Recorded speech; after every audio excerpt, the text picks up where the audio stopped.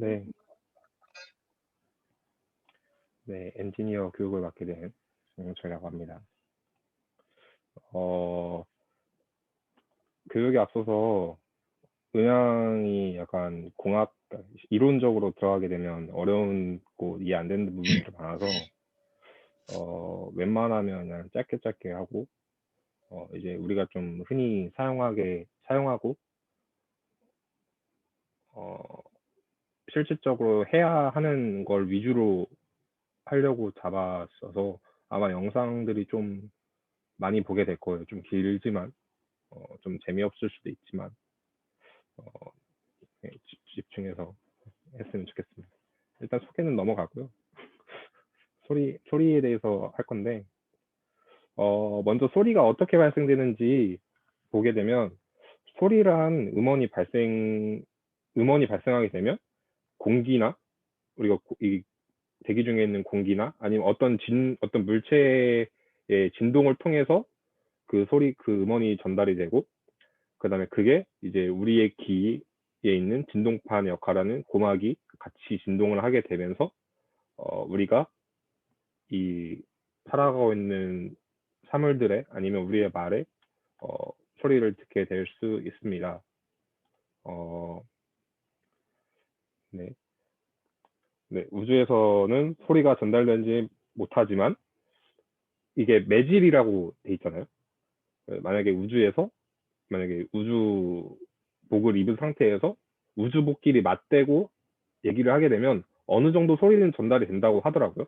그 우주복 자체에서 진동을 하기 때문에. 네, 저도 그냥 그렇게만 들어가지고 이게 진짜인지 아닌지는 모르겠지만. 네, 그리고 이제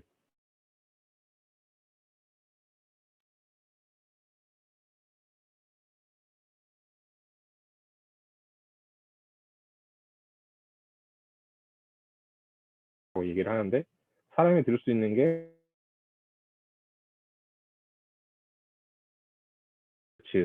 이지만 이거는 이제 완전 신생아 갓난아기들이 들을 수 있을 때의 얘기고. 아, 제가 멈춰요? 제가 멈추나요? 아, 네. 네. 이게 사람이 들을 수 있는 주파수 대기 20Hz에서 2만 헤르츠인데 이게 이제 신생아나 갓난아기들이 들을 수 있는 정도고 나이를 먹고 이제 환경에 따라서 이 주파수 대기 점점 좁아져서 나중에는 저역과 고역들을 못 듣게 되는. 그래서 어, 우리가 어르신들을 보면 완전 저역대를 이제 못 느끼고 또 말귀를 못 알아듣시는 분은 약간 계신 거는 이제 고역들을 이제 잘 못 들어서 그런 거다. 네, 그리고 다음 넘어가 이제 앞에서 말했던 헤르츠에 대해서인데 이 헤르츠는 이제 주파수를 나타내는 단위입니다. 그다음에 이게 1초에 몇 번을 진동하냐에 따라서 몇 헤르츠라고 불리는데 우리가 만약에 100헤르츠다 하면 1초에 100번의 진동을 하는 이제 어, 그런 거죠. 어, 이렇게 보게 되면 이게 주기가 있잖아요. 그럼 이거를 이제 1세크 1초라고 봤을 때 어, 이 한 번 진동한 게 1헤르츠. 만약에 100번이면 이게 100번이나 이렇게 계속 가서 1초에 100번을 진동한 거다라고 해서 어, 네, 이렇게 100헤르츠 이렇게 부르게 되는 겁니다. 그리고 데시벨은 만약에 아까 봤듯이 만약에 여기가 1세크, 여기가 0, 여기에 플러스고 마이너스잖아요. 그러면 이 크기를 나타내는 게 이제 데시벨. 그러니까 소리의 크기를 부르는 단위가 이 데시벨이라고 합니다. 그래서 보통 소리를 몇 데시벨 몇 데시벨 나오네요라고 하는 거를 이제 소리가 얼마나 크네요라는 거를 나타내게 되는 겁니다. 그리고 이제 음압 레벨은 이제 알아도 몰라도 되긴 하는데 그래도 우리가 좀 찬양에 있어서 또 우리가 연주를 하고 엔지니어들이랑 소통을 하기 위해서는 어느 정도 알아야 되겠다는 생각이 들어서 음악 레벨이라고 넣었는데 이제 사람이 인식하는 이제 청력의 절대적인 기준값이에요. 그래서 오른쪽에 이제 그림을 보게 되면 이제 0데시벨 사람이 소리를 인지하는 최소의 레벨부터 160 일단 여기서는 맥시멈이 이제 160으로 찍혀 있는데 더 클 수도 있고 딱 저기일 수도 있는데 우리가 이제 보통 이제 대화를 하게 되거나 하게 되면 60에서 70 그리고 제가 얼마 전에 11시에 때 찬양하는 걸 SP를 그러니까 DBSP를 찍어봤는데 90에서 100을 이렇게 왔다 갔다 하더라고요. 제가 있는 엔지니어 자리에서 들었을 때. 그래서 이 홀 레벨에 어느 정도의 기준을 갖고 있는 것도 중요한 것 같다라는 얘기를 드립니다. 그렇죠. 계속 나오네요.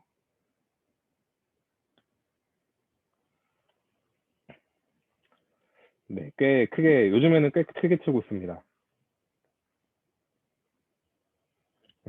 원래는 한 80에서 90 왔다 갔다 했는데 요즘에는 그래도 어느 정도 저역 뎁을 뽑아내기 위해서 한 거고 그거를 이제 설명하기 위한 곡선 그래프가 이 라우드니스 곡선이라고 부릅니다. 아까 전에 얘기했듯이 왼쪽 이 X축 맞죠? X축 그건 이제 SPL을 나타내고 밑에는 이제 프리퀀시 주파수를 나타내는 건데 우리가 이제 음악이나 어느 정도의 소리를 듣게 되면 작게 들으면 저역대가 안 들려요. 잘 못 들어요. 그거에 대한 설명을 곡선을 나타낸 게 이거예요. 그래서 소리를 작게 들었을 때 우리가 보통 중고역대, 고역대를 잘 듣지만 소리가 작을 때는 저역이지 못 듣게 되는. 그래서 저역대를 듣고 싶을 때는 이제 점점 소리를 키우게 되는 약간 그런 경향들이 있습니다. 네,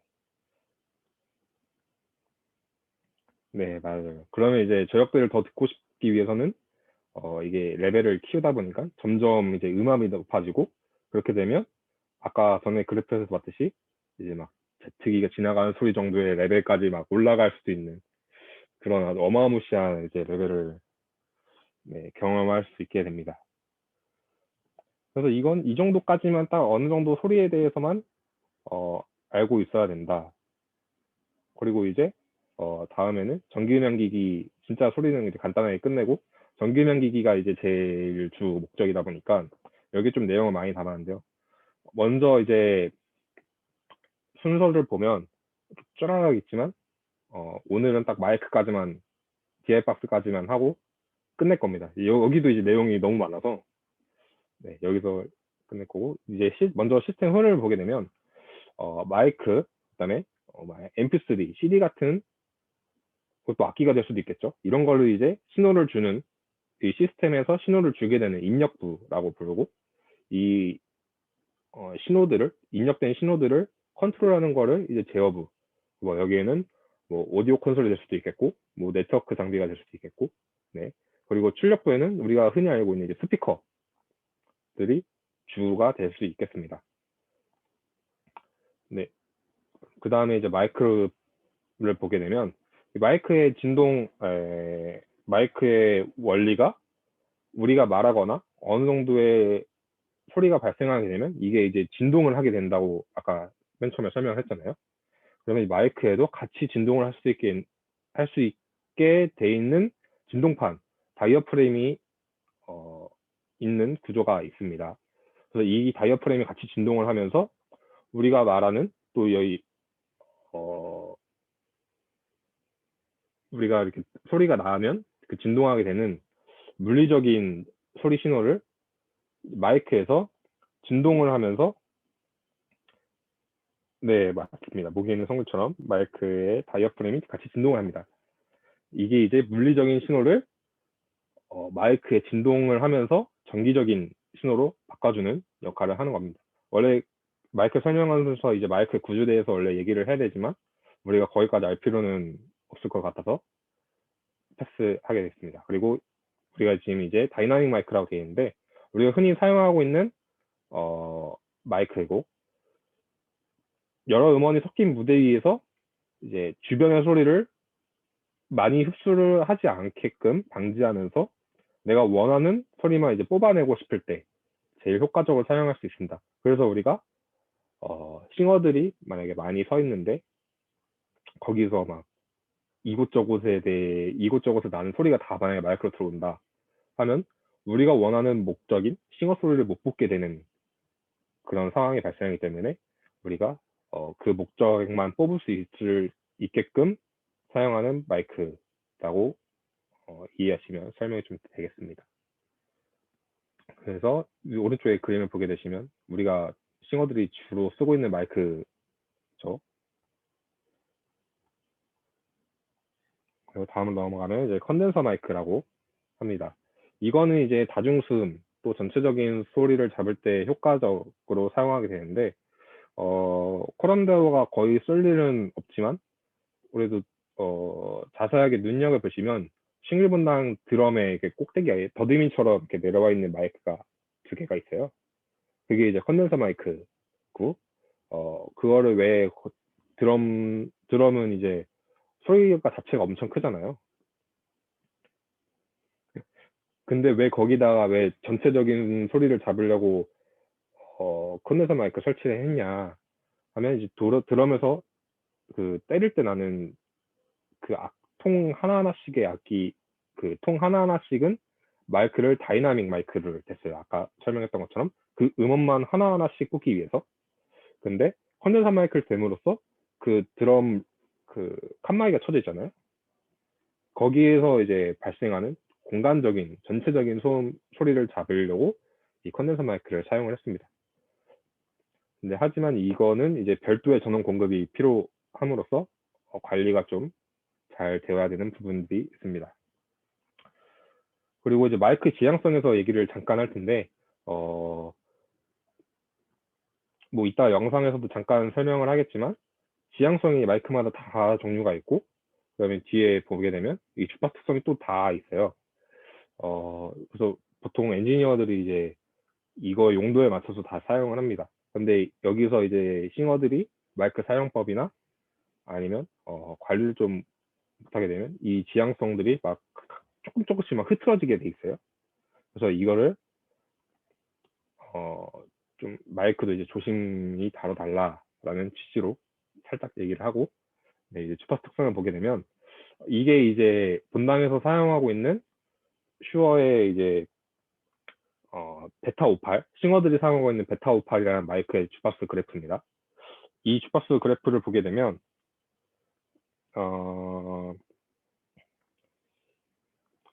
저역대는 조금 꺾여 있고 여기가 이제 저역대거든요. 여기가 저역대, 여기 이 부분이 저역대, 여기가 거의 한 중저역대, 중고역대, 완전 고역대 이렇게 나눠져요. 그래서 저역대는 좀 내려가지만 이 진한 선을 보시면 그 다음부터는 이제 쭉 평탄하다가 사람들이 말하는 거에 이제 어느 정도 명료를 줄 수 있는 중고역, 고역대는 살짝 올라가 있는 형태를 보게 되는데 이거는 이제 마이크 특성에 따라서 엔지니어들이 왜 이 마이크를 써야 된다, 이걸 써야 된다 하는 그거에 대한 의미가 조금씩 있기 때문에 엔지니어들은 이걸 잘 선택해야 되고 싱어들은 거기에 대해서 이제 잘 받아주셔야 어느 정도의 소리를 이제 좋게 가져갈 수 있겠다라는 취지를 말씀드린 거고요. 그리고 이 점선들은 싱어들이 마이크를 사용할 때 0.6m라고 써 있고 위에 보면 51mm, 25mm, 3mm 써 있잖아요. 이거는 이제 내 입과 마이크를 어느 정도 거리에 두냐에 따라서 저역대와 그 저역대에 대한 레벨이 내려가냐 올라가냐 그거에 대한 그래프를 보여주는 겁니다. 이게 바로 근접 효과라는 용어를 사용하는데 마이크를 멀리 두면 이제 저역대도 같이 낮아지면서 그거에 대한 크기도 이제 같이 낮아지고 가까이 되면 될수록 저역대도 같이 올라가면서 거기에 대한 소리도 같이 올라가게 됩니다. 그래서 싱어들이 보통 마이크를 떼고 부르면 엔지니어들이 그 소리를 어느 정도 레벨을 맞추려고 더 키우는 그런 상황이 오게 됩니다. 그래서 네, 가까이 되면 이제 저역과 중저역이 같이 올라가는 현상을 볼 수가 있습니다. 그래서 마이크는 어느 정도 거리를 둬야 되는 거는 맞지만 그렇다고 너무 멀리 뛰면 소리가 잘 안 들어온다 라는 설명을 담은 그래프입니다. 네. 그리고 이제 DI 박스를 볼 수가 있는데 악기팀에서 이제 주로 사용을 하는 기기이기도 하고 뭐 악기팀이 꼭 아니더라도 이제 강단 위에서 이제 인도자들이나 아니면 기타를 치고 부를 때 이게 없어서는 안 되는 꼭 핵심적인 기기이기 때문에 설명을 여기 좀 깊게 하겠습니다. 그래프가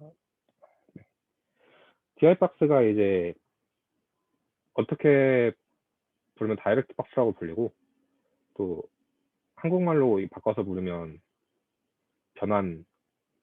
변환해주는 장비라고도 부릅니다. 이 장비가 어떤 역할을 하냐? 언밸런스 신호, 라인 입력 신호를 이제 밸런스 신호, 마이크 입력 신호를 바꿔주는 건데 라인 입력이라고 부르는 게 55라고 보통 부르거든요. 라인 입력 신호를 이제 55로 연결하는 장비라고 보통 얘기를 하는데 왜 55 라인이 언밸런스고 왜 라인 입력이라 불리냐? 저저번 주 중재형이 얘기했듯이 전기에는 이제 플러스와 마이너스가 있고 거기에 이제 그라운드가 접지가 같이 있는 그 세 가지의 형태가 있는 그 신호가 가장 안정적인 흐름이라고 해서 그걸 음향에서는 밸런스 신호 또 안정적인 신호로 이렇게 부르는 거고 보통 마이크에도 이제 플러스와 마이너스 그리고 접지 이렇게 보통 세 가지로 구성된 라인들을 사용하기 때문에 이거를 이제 마이크 신호다라고 부르는 거고 언밸런스 신호는 플러스와 접지 이렇게만 있습니다. 마이너스가 없고요. 그래서 여기에는 이제 어느 정도 노이즈에 좀 취약하고 안정적이지 않은 형태가 되기 때문에 그 노이즈를 최소화하고 우리가 필요한 신호를 극대화하기 위해서 높은 크기의 레벨을 흘려줍니다. 라인 입력에서는요. 그래서 이거를 마이크 입력으로 바로 들어오게 되면 믹서에 무리가 가게 될 수 있어서 이 장비를 통해서 그 라인 신호를 마이크 입력 신호로 바꿔주는 역할을 하는 장비입니다. 그리고 그게 아니더라도 만약에 라인 신호를 들어오게 되면 또 그래프를 그려야 되겠지만 보통 아날로그 신호가 이렇게 들어온단 말이에요. 이렇게 쫙 들어와요. 근데 이거를 이제 DI를 거치게 되면 어느 정도 이제 정리를 해주게 됩니다. 그래서 완전 매끄럽진 않지만 그래도 이런 그래프로 바꿔주게 돼서 우리가 이렇게 없는 부분과 있는 부분을 조금씩 채워주면서 이 DI를 통해서 안정적으로 신호를 공급받을 수 있는 역할을 해줍니다. 그리고 이 DI도 종류가 있습니다. DI에도 이제 포란드에서 흔히 사용하고 있는 패시브 타입, 그러니까 별도의 전원 공급이 필요 없이 라인만 꽂고 믹서랑 연결만 돼 있으면 이 기계가 동작을 해서 소리가 믹서로 들어오게 되는 그런 패시브 형식이 있고요. 액티브 형식은 별도의 전원 공급이 필요하고 이거를 이제 배터리나 9V 배터리나 아니면 또 다른 전원이 팬텀 전원이라고 불리는 그 외부의 전원을 사용하게 돼서 사용을 하게 됩니다. 거기에 대해서 큰 차이는 없지만 그래도 안정적으로 조금이나마 더 안정적으로 신호를 공급을 해줄 수 있는 게 이제 액티브 형식이고요. 그거를 이제 패시브에서는 그 액티브처럼 공급을 해주려면 점점 이제 단가가 올라갑니다. 그래서 좋은 패시브 DI는 보통 단가가 이렇게 높은 그런 영향이 있습니다. 네. 그리고 여기에 대해서 마이크에 대해서 제가 설명을 진짜 간단하고 제일 빠르게 설명을 했지만 여기에 대해서 더 정확하게 설명을 해줄 수 있는 동영상을 제가 준비를 했는데 네, 저희 학교 교수님이셔서 제가 선택을 했습니다. 네.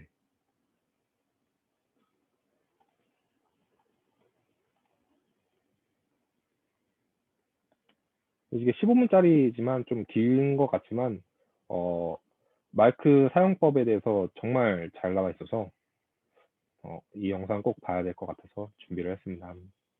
네. 안녕하세요, 프리비전스입니다. 오늘은 이 핸드헬드 마이크에 대해서 얘기하고요. 이걸 어떻게 하면 잘 사용하고 어떻게 하면 잘 못 사용하는 건지 여러분들이 올바르게 사용하는 방법에 대해서 알아보도록 하겠습니다.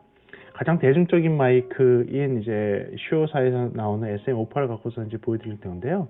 이런 그냥 단일 지향성 한쪽 방향에서만 소리를 수음하는 마이크, 그리고 핸드헬드 타입의 이런 구형 헤드를 갖고 있는 마이크의 공통적인 내용입니다. 그래서 꼭 이 마이크가 아니더라도 이런 구조를 갖고 있는 마이크거나 단일 지향성 마이크에서는 동일한 얘기가 될 것입니다. 첫 번째 이런 마이크를 들고선 여러분들 마이크를 테스트할 때 절대 때리지 마세요. 절대 때리지 마세요. 엔지니어가 굉장히 화를 낼 겁니다. 그렇게 할 경우에는. 이유는요, 얘는 공기의 떨림을 감지하는 애입니다. 얘는 충격을 감지하는 애가 아니고요, 지금 얘기하는 이 목소리 같은 공기를 떠는, 공기의 분자를 떨림을 감지하는 것이 이 마이크예요. 여기에 때리는 것은 얘한테는 엄청난 충격입니다. 물론 이런 마이크들은 그 충격을 견디도록 나오긴 했지만 사람들이 많이 실수를 하니까. 하지만 이거보다 더 고급 마이크로 가면 그런 보호 장치가 없어요. 그래서 그렇게 때리게 되면 마이크는 쉽게 고장납니다. 고급 마이크를 하면 진짜로 수백만 원, 수천만 원짜리 마이크들 그런 보호 장치 없어요. 때리면 그냥 망가지는 거예요. 여러분들 엄청난 비용을 들여서 수리를 해야 됩니다. 그래서 굉장히 조심하셔야 돼요. 그래서 이런 마이크를 할 때, 마이크 테스트할 때 내 마이크가 어떻게 나오는지를 확인하고 싶거나 마이크 켜졌는지 확인하고 싶을 때 그때 어떻게 해야 되느냐, 그냥 마이크를 살살 긁어주세요. 이렇게요. 예. 마이크 이렇게 긁어주시면 쉽게 알 수가 있어요. 엔지니어들도 이렇게 긁으면 마이크가 나오는지 안 되는지 확인하는구나 라고도 쉽게 아십니다. 또는 제일 좋은 게 마이크 테스트합니다, 나오는지 확인해 주세요 라고 얘기하시면 돼요. 간단하게. 그렇게 좋은 게 없겠죠? 네. 두 번째, 마이크를 이제 감싸는 거. 네. 그래서 이것 때문에 사람들이 많이 얘기를 하는데, 마이크의 핸들은 여기입니다. 손잡이는 여기에요. 여기를 잡는 게 정석입니다. 여기 잡는 거 아니에요. 여기는 이 마이크 수음부를 보호하기 위한 이제 일종의 그릴이에요. 이 마이크를 이렇게 열게 되면 실제로 소리를 수음할 수 있는 이 수음부가 있고요. 이 수음부를 보호하는 보호 캡이에요. 보게 되면 간격이 존재하죠. 이 안에 간격이 있는데 이 간격 때문에 마이크를 감싸 주었을 때 특이한 현상들이 생깁니다. 그 현상이 뭐냐면, 이 마이크를 감싸는 순간에 여러분들이 귀를 이렇게 감싸는 거랑 똑같아지는 거예요. 다이아프레임이 안에 있고 여러분들이 이렇게 귀를 감싸는 건 똑같은 거죠. 그래서 이렇게 귀를 감싸면 소리가 좀 잘 크게 들리는 것 같죠. 하지만 정상적으로 들리진 않죠. 동일해요. 여러분들 이 마이크를 감싸는 순간에, 감싸지 않을 때는 이렇게 깨끗한 목소리가 들리다가도 감싸는 순간에 소리가 특정 주파수만 증폭되는, 소리는 커지긴 커지지만 특정 주파수만 증폭되는 현상이 생깁니다. 그래서 소리가 약간 맹꽁이처럼 들려요. 대부분의 이런 크기를 갖고 있는 마이크를 갖다가 감싸주게 되면 소리가 약간 맹꽁이처럼 돼요. 이걸 좋아하는 사람들이 있어요. 소리가 약간 이펙트처럼 약간 맹꽁이 소리를 내고 싶을 때 이렇게 하시는 분들이 있는데, 그걸 위해서라면 그렇게 하는 건 상관없어요. 단지 엔지니어한테 미리 얘기하세요. 내가 이렇게 사용을 할 거다. 그러면 엔지니어가 레벨을 줄이거나 이런 이펙트를 사용하는지 알고선 그거에 대해서 맞춰서 대응을 합니다. 이거는 이제 근접화 현상하고는 관계가 없어요. 이거는 플럭시미티 이펙트가 아니라 이거는 이제 공명 현상이에요. 플럭시미티 이펙트는 지향성을 갖고 있는 마이크, 단일 지향성, 한쪽에서 오는 데에만 방향성을 갖고 있는 마이크인 경우, 마이크의 거리가 멀어짐에 따라서 전체적인 주파수 특성이 동일하게 작아지고 동일하게 커지는 것이 아니라 거리가 멀어지고 가까워짐에 따라서 저음 부분이 멀어지면 급격하게 저음이 떨어지고 가까워지면 저음 부분이 급격하게 올라가는 현상. 가까워지면 질수록 저음이 굉장히 커지는 현상을 플럭시미티 이펙트라고 그래요. 이거는 단일 지향성, 아까 얘기한 대로 한쪽 방향에서 수음되는 이런 형태의 마이크일 경우에만 해당되는 내용이에요. 무지향 마이크에는 해당되지 않습니다. 지향성 마이크에만 해당됩니다. 무지향 마이크는요, 거리가 떨어짐에 따라서 저음 특성은 일정하게 유지가 돼요. 그렇기 때문에 특정용 마이크들은 전부 무지향 마이크를 쓰는 거예요. 단일 지향성 마이크나 초지향 마이크를 측정해 쓰지 않습니다. 99% 대부분 무지향 마이크를 사용합니다. 그 이유가 이거예요. 플럭시미티 이펙트 때문에. 음원 소스의 저음에 가깝게 가면 갈수록 가까울수록 저음의 반응이 커지고 멀어질수록 저음 반응이 급격하게 떨어지는 현상, 플럭시미티 이펙트예요. 그거는 감싸지는 거랑 관계가 없어요. 공명원 현상 때문에 굉장히 커지는 것이고요.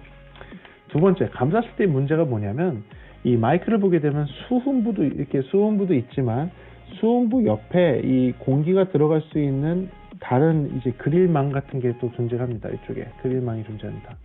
이게 있는 이유는 뭐냐면 소리가 이쪽 방향에서 왔을 때 소리도 회절해서 들어갈 수 있거나 뒤쪽 방향에서 왔을 때의 소리가 이쪽으로 들어갈 수 있는 구멍을 만들어 놨어요.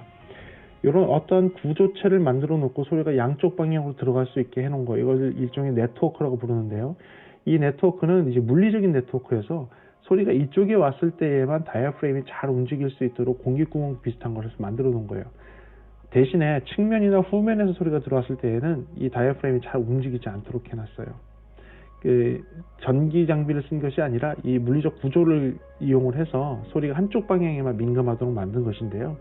이 측면에 구멍이 있으면 지향성 마이크라고 봐도 됩니다. 99%의 마이크는 측면에 구멍이 있을 경우 지향성 마이크예요. 측면에 구멍이 많을 경우에는 지향성이 더 강한 마이크입니다. 이 간격이 더 멀어져서 이렇게 탁탁탁 이렇게 있어요. 그런 마이크가 플럭시미티 이펙트가 생깁니다. 이 마이크는 감싸지지 않더라도 거리가 멀어짐에 따라서 저음이 확 떨어지고요. 가까워짐에 따라서 저음이 확 올라가요. 이 현상은 플럭시미티 이펙트인데, 여러분들이 이 그릴을 감싸주는 순간에 이 그릴을 감싸주는 순간에 뭐가 되냐면 여기를 이렇게 감싸주는 거랑 똑같아져요. 여기를 이렇게 감싸주게 되면 이 마이크는 더 이상 단일 지향성 또는 지향 특성을 갖고 있는 앞쪽에서만 수음할 수 있는 마이크가 아니라 이제는 얘는 무지향 마이크로 변질되게 됩니다. 이렇게 되면 무지향 마이크처럼 특성이 바뀌어요. 그래서 이게 문제라는 거예요. 이게 왜 문제냐? 이 마이크를 쓰고 있는 무대에서 이렇게 마이크를 쥐었다고 치면 이 반대편에는 모니터 스피커가 있거든요. 가수나 싱어들이 들을 수 있는 모니터 스피커가 여기 존재하는데 마이크 이렇게 쥐는 순간에 이 스피커의 소리가 이쪽으로 수음될 확률이 높아진다는 거예요. 그래서 피드백이 납니다. 피드백이 나고 하우링이 납니다. 그래서 엔지니어가 되게 싫어요. 이걸 잡는 걸 되게 싫어요. 피드백 나죠. 음색은 맹꽁이처럼 바뀌죠. 그리고 레벨을 상승했는데 원하지 않는 레벨만 상승하는 거예요. 그래서 이것을 굉장히 피하라고 얘기를 하고 엔지니어들이 이렇게 할 경우에는 진짜 그 가수를 되게 싫어하게 돼요. 자, 그렇다면 여러분들 어떻게 하면 이 마이크가 멋은 멋대로 내면서 소리는 변하지 않고 엔지니어가 좋아하는 그렇게 사용할 수 있는 마이크가 될 수 있느냐, 이제부터 이제 팁을 드릴게요. 우리 몸에는 당신에게 관심이 없다. 광고라니. 그 팁은 뭐냐면 이 마이크를 감쌀 때 이렇게 감싸지 마세요.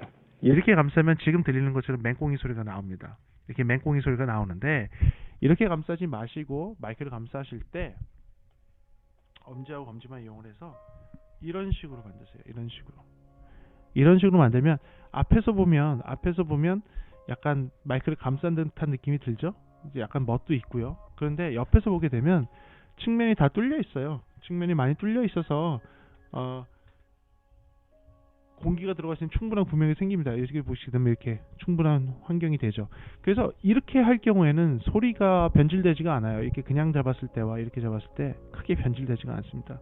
그래서 엔지니어들도 굉장히 좋아할 거고 여러분들 목소리도 깨끗하고 청명하게 들어갈 수 있을 거예요. 그래서 여러분들 아셨죠? 이게 아니라 이렇게가 제일 좋고요. 이게 좀 그래서 멋을 내고 싶다고 하시면 이런 식으로 엄지도 밑에 딱 받치면서 이런 식으로 하게 되면 멋은 내시면서 소리는 좋은 환경을 만들 수 있을 겁니다. 다음, 이 마이크를 쓸 때 아까 얘기한 근접화 현상, 플러시미티 이펙트를 이용하는 방법에 대해서 알려드릴게요. 어떤 분들이 내 목소리는 너무 둔탁해서 좀 까랑까랑하게 들리고 싶다고 하시면요, 이 플러시미티 이펙트를 이용을 그대로 하셔야 돼요. 저음이 너무 많아서 너무 둔탁하게 들리시는 분들은요, 마이크를 오히려 좀 띄어서 쓰세요. 마이크를 오히려 좀 띄어서 쓰고 그 다음에 마이크 레벨을 올리시면 됩니다. 마이크 레벨을 올리시거나 마이크 레벨을 올릴 수 없는 환경이 될 수도 있어요. 엔지니어가 더 이상 올리면 피드백 납니다 라고 한다면 여러분들의 목소리를 크게 해서 내시면 돼요. 그러면 저음보다는 중고역대가 훨씬 더 살아서 나와서 굉장히 먹먹한 소리가 아니라 굉장히 맑고 깨끗한 소리로 수음이 됩니다. 거리가 멀어짐에 따라서 제가 이 거리가 멀어진 상태에서 레벨을 끌어올린 것으로 이제 소리를 들려드릴 거예요. 그러면 거리가 멀어진 상태에서 소리를 끌어올리게 되면 저음을 내가 커트하지 않았는데 저음은 적게 들어가고 미드 하이만 좀 크게 들어가는 것을 확인할 수가 있어요. 반대로 내 목소리가 너무 까랑까랑하다, 너무 까랑까랑해서 듣기 싫다, 뭐 싱어들이 너무 고음만 나든지 너무 깽깽거리는 소리만 난다고 하면 그런 분들에게 팁을 드릴게요. 그런 분들은 어떻게 하면 되냐면 마이크를 정말 가까이 대세요. 마이크를 정말 가까이 대서 아까 얘기한 프록시미티 이펙트, 근접화 효과를 최대한 사용하는 겁니다. 마이크를 근접하게 대고선 작게 부르세요. 작게 말하세요. 그러면 굉장히 풍성한 소리 들려요. 제가 똑같은 마이크 상태에서 제가 가까이 대고 작게 얘기해 볼게요. 이 마이크 소리 들려드릴게요. 이렇게 해서 입에 가까이 대고선 작게 얘기를 하게 되면 저음이 풍성하고 좀 따뜻한 소리로 바뀌게 되는 것을 여러분들 느끼게 될 거예요. 이렇게 얘기할 경우에는 목소리가 좀 까랑까랑하거나 얇거나 하신 분들이 단순하게 마이크만 가까이 대고 부드럽게 얘기함으로써 되게 풍성한 저음을 갖고 있는 목소리가 될 수 있습니다. 이 상태에서 레벨을 올려서요, 멀리 떨어뜨려 놓고 마이크를 멀리 떨어 놓고 이렇게 얘기하게 되면 실질적으로 저음량이 굉장히 떨어지고 중고음만 살아있는 소리를 확인할 수도 있죠. 이래서 마이크의 거리만 갖고선도 여러분들 음색 톤을 바꿀 수가 있어요. 싱어들 같은 경우 마이크를 이렇게 쓴다면 어떤 것이 유리할 건지에 대해서 얘기하시면 알면 될 것 같습니다. 또 마지막으로 얘기하고 싶은 거는요, 마이크는요 거리에 따라서 소리 크기가 굉장히 달라집니다. 여러분 어떤 분들이 머리 이렇게 쓰면서 레벨 좀 더 올려주세요, 계속 레벨 좀 더 올려주세요 하시는 싱어들이, 오늘은 싱어 얘기니까 이렇게 싱어들이 이렇게 얘기하시는 분들 있어요. 레벨 좀 더 올려주세요, 레벨 좀 더 올려주세요. 제가 이 상태에서 지금 이 거리 정도에서 얘기하는 것을 똑같은 목소리를 얘기하면서 제가 딱 중간 정도 거리까지만 이 마이크를 가까이 대게 되면요, 이 중간 정도까지만 오게 되면 아까 똑같은 마이크 크기로 얘기를 하는데도 레벨 크기가 좀 커진 것을 느낄 수 있고요. 여기서 요 중간까지만, 아까보다 반의 반이죠, 반의 반만 가까이 오게 되면 아까보다도 훨씬 큰 소리가 들리는 게 느껴질 거예요. 만약에 이 반의 반에서 그 더 반의 반으로 가깝게 오게 되면 정말 큰 소리가 들리는 것을 느낄 수 있을 겁니다. 이 현상이 왜 생기냐면요, 마이크는요, 거리가, 내 기준의 거리가 반으로 줄어들고 거기에 반이 되고 거기에 반이 될수록, 모든 것의 거리가 반이 될수록요 6dB의 소리가 커져요. 6dB. 그러니까 처음에 1m로 시작했다면 1m에서 50cm가 되면 마이크 거리가 음원하고, 그러면 6dB이 올라가고요. 50에서 25cm로 가게 되면 6dB이 또 올라가요. 12dB로 올라가요. 그래서 25cm에서 12.5cm로 가까워지면 여기서 6dB이 또 올라가고요. 12.5cm에서 약 6cm로 가까워지면 6cm에서 6dB이 또 올라가요. 6cm가 3cm로 가면 6dB이 또 올라가요. 3cm가 1.5cm로 가게 되면 6dB이 또 올라가요. 이거는 엔지니어가 올려주지 않아도요, 마이크만, 멀리 있는 사람이 마이크만 가까이 되면 무조건 해결되는 거예요. 내 목소리가 잘 들리고 싶다? 내가 노래하는 게 내 모니터에 잘 들리고 싶다? 모니터 올려주세요 보다는요, 마이크 가까이 되면 돼요. 마이크를 갖다가 내가 평소 쓰는 것보다 절반으로만 가까이 되면 6dB라는 엄청난 양의 에너지가 커지는 거예요. 여러분들 음향을 잘 모르실 수 있는데 6dB를 올리기 위해서는요, 앰프는 4배의 힘을 구동해야 돼요. 100W를 내고 있는 상태에서 6dB를 올리고 싶으면 400W를 내야 돼요. 400W를 내다가 6dB를 더 올려줘 그럴 경우에는요, 400W의 4배인 1600W를 내야 돼요. 그러니까 여러분들 12dB를 올리기 위해서는 100W가 1600W가 돼야 돼요. 그래서 12dB로 올라갑니다. 네, 정리하겠습니다. 마이크는 되게 단순해 보이지만 이 안에 많은 기술이 들어가 있어요. 여러분들하고 얘기 나누는 그 내용대로 올바르게만 사용을 한다면 사실 굉장히 좋은 효과를 볼 수 있습니다. 마이크를 사용할 때는 그냥 때리지 마시고요. 감싸지 마시고요. 네, 감싸드릴 때 이렇게만 하시고요. 그 다음에 마이크의 거리에 따라서 저음이 늘어나는 거가 달라지니까 내 목소리 톤에 따라서 어떻게 할 것인지 또는 내가 강조하고 싶은 게 무엇이냐에 따라서 어떻게 할 건지 결정하시고요. 그 다음에 마이크를 가까이 쓰면 가까이 쓸수록 소리가 굉장히 크게 나올 수 있으니까 여러분들 프록시미티 이펙트를 이용을 하면서도 근접한 현상을 이용을 하면서 가까이 돼갖고 소리를 크게 내고 싶다. 이게 가장 베스트겠지만 그게 아니라 나는 가까이서 소리를 키우고 싶은데 그럼 저음은 어떻게 할까? 엔지니어 붙고 저음을 좀 깎아달라고 하면 됩니다. 네, 그럼 간단하게 해결되는 거니까 여러분들이 마이크를 올바르게 사용을 해서 훨씬 더 좋은 소리로 여러분들의 목소리를 전달할 수 있었으면 좋겠습니다. 감사합니다. 네, 그래서 이제 마이크에 대한 사용 설명 및 이제 몇 가지의 주의사항 또 사용법에 대해서 같이 영상을 봤는데, 네, 단톡방에 영상 공유해 드리겠습니다. 아니면 유튜브에 이제 대빈대 김도영 교수라고 치면 나옵니다. 네, 유튜브를 하시는 교수님이셔서. 네. 그래서 몇 가지 이제 정리를 해보면 마이크에 대한 이제 사용법, 잡는 법이나 이제 소리를 조절할 때 이제 얼마나 떨어뜨려야 되는지, 얼마나 가까이 써야 되는지, 이거를 이제 엔지니어들한테 이제 올려주세요라고 요구를 안 해도 이걸로도 이제 조절을 가능하고 이걸로도 이제 활용이 가능하다. 네. 그러고 이제 영상에서는 제가 DI에 대한 활용에 대한 영상을 찾아보려 했는데 이게 좀 그나마 쉽게 설명한 내용들이 별로 많지가 않더라고요. 그래서 마이크에 대해서는 이제 싱어들 위주, 이제 DI에 대해서는 보통 이제 악기들 대부분이 지금 DI를 사용하기 때문에 DI에 대한 사용법을 이렇게 잠깐 얘기를 나눴습니다.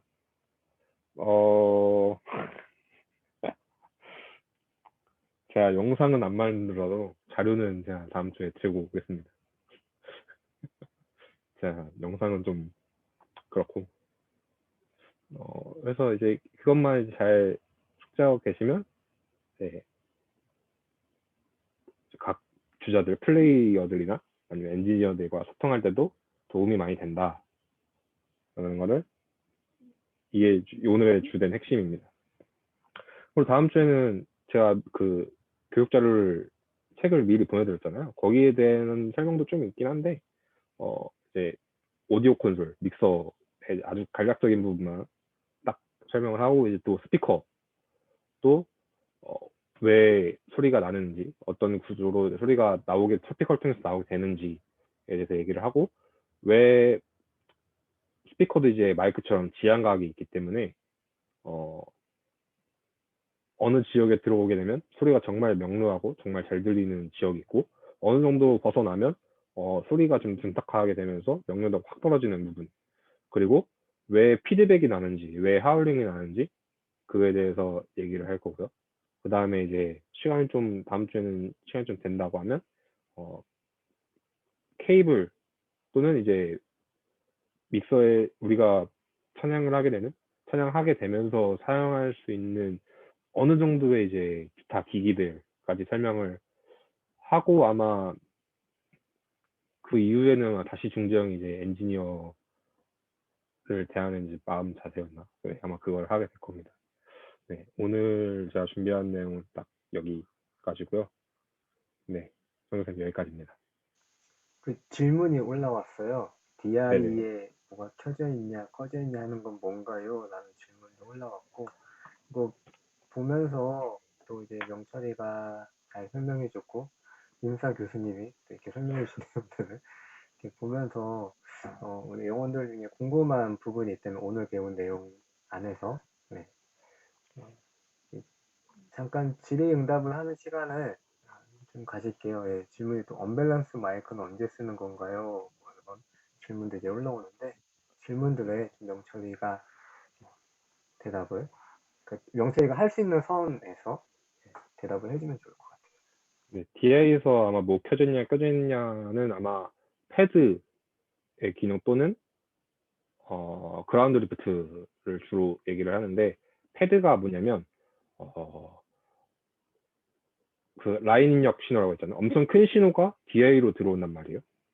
그러면 그거를 밸런스로 다운을 시켜주지만, 거기 또 이제 미처 더 다운을 시켜야 된다고 하면 패드라는 그 기능을 통해서 마이너스 10dB, 마이너스 20dB를 더 이제 내려주는 일종의 뭐라고 설명하면 편할까요? 우리가 말하고 있는데 중간에 책 같은 게 딱 껴있다. 갑자기 껴들어왔다. 라는 식으로 이해를 하면 편할 것 같아요.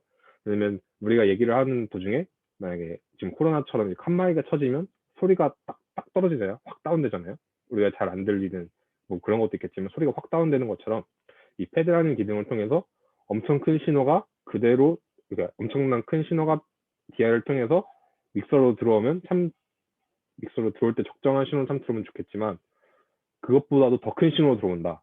그러면 믹서에서도 물론 줄일 수 있지만 믹서에는 이제 증폭 기능들이, 증폭하는 장치들이 너무 많기 때문에 거기에 대한 영향을 미칠 수가 있어서 DI에서 먼저 이제 마이너스 10dB, 마이너스 20dB를 내려주는 거죠. 소리의 크기를 내려주는 거고, 믹스에서 우리가 조절할 수 있는 핸들링이 가능한 범위 내로 이제 만들어줄 수 있는 기능을 이제 DI에서는 패드라는 기능이 같이 있고, 그다음에 그라운드 리프트는 저번에 종지 형이 얘기했듯이 이 전기에 대한 흐름에 대해서 불필요한 신호들, 노이즈 같은 신호들이 들어오게 되면 이거를 이제 어떻게 바꿔줄 거냐는 얘기를 하게 되는데, 이 그라운드 지점이 만약에 믹서로 통해서 믹서 음향기기에 그 연결되어 있는 접지로 흐르게 될 건지, 아니면 이 DI 자체에서 그 회로를 돌려가지고 처리를 할 것인지에 대한 기능을 하는 게 이제 그라운드 리프트라는 기능입니다. 그래서 보통 엔지니어들이 다 연결을 하고 나서 소리를 들어봤는데 노이즈가 만약에 많이 껴서 들어온다 하면 먼저 확인하는 게 그라운드 리프트가 어떻게 돼 있냐를 확인하는 거고, 거기서 이제 소리가 크게 들어오면 이제 패드를 걸어주세요, 아니면 패드를 몇 dB로 설정을 해주세요 라고 요구를 하는 게 바로 이제 그런, 네, 약간 도란스의 개념 그대로 탑재되어 있는 겁니다. 그 DI의 회로들을 보면 트랜스 코일이 이렇게 돼 있어서 변압 구조로 똑같이 돼 있습니다. 네, 그리고 이제 언밸런스 마이크는 언제 쓰는 거냐고 문의를 주셨는데, 질문을 주셨는데, 마이크의 입력은 전부 다 이제 밸런스고, 언밸런스 신호는 이제 그 라인 입력을 주로 하게 되는 장비들, 보통 신디나 뭐 키보드나 통기타나 일렉기타나 베이스 기타, 이런 라인을 55 라인 같은 길쭉한 라인을 바로 꽂게 되는 장비들이 대부분 다 라인 입력 신호고, 요즘은 이제 거기서도 이제 밸런스 신호로 바로 뺄 수 있는 장치들이 좀 많이 들어가 있더라고요. 그거를 사용했을 때는 문제가 없지만 언밸런스 타입 55를 꽂게 되는 그 상황에서는 DI를 사용을 해야 됩니다. DI를 사용해서 믹서로 핸들링이 자유로울 수 있을 정도의 신호를 바꿔주게 되는 거고, 네, 언밸런스 마이크는 라인 입력 신호를 얘기하는 것 같아서 아마 이 여기에 대한 설명이 네, 맞는 것 같습니다. 네. 또 뭐 싱어팀에서 궁금한 건 혹시 없을까요?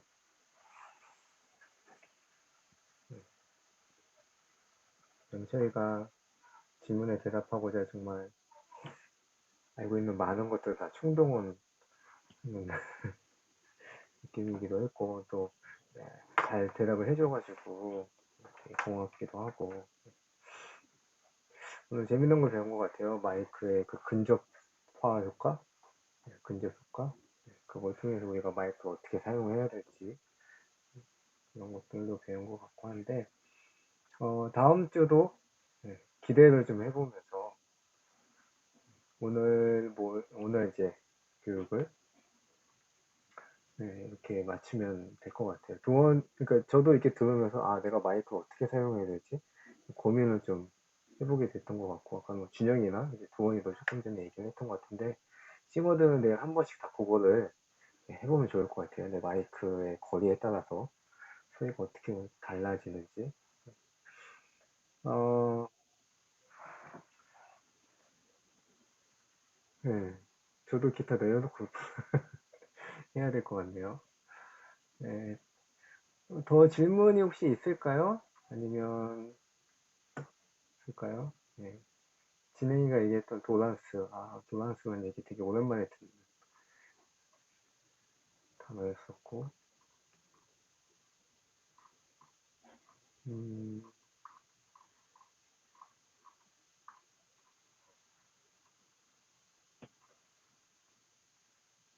네.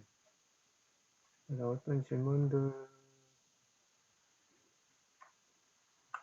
다 네, 진행이 된 것 같고요. 또 내일 현장에서 이런저런 것들 하면서 좀 더 자세한 이야기들을 해보면 좋을 것 같습니다. 네, 심어분들은 오늘 이야기 된 대로 마이크 잘 사용해 주시고요. 이후의 시간은 각 팀별로 이제 나눠져가지고 간략하게, 간단하게 이제 그 서로의 근황과 기도 제목 같은 거 나누시고 각 팀별로 기도하고 마치는 걸로 하고요. 시작하면서 광고했던 내용을 다시 한번 알려드립니다. 내일 마지막 결단 차량은 주가 일하시네고요.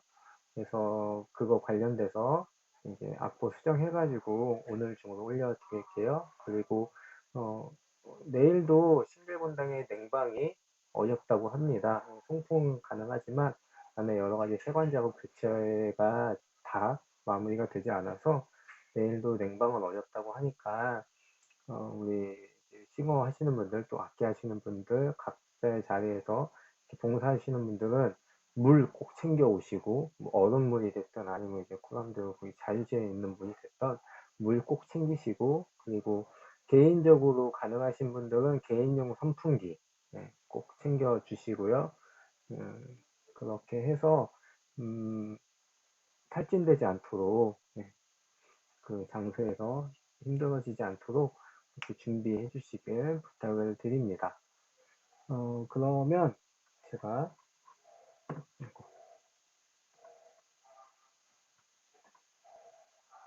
잠시만요. 소회의실을 금방 만들도록 할게요.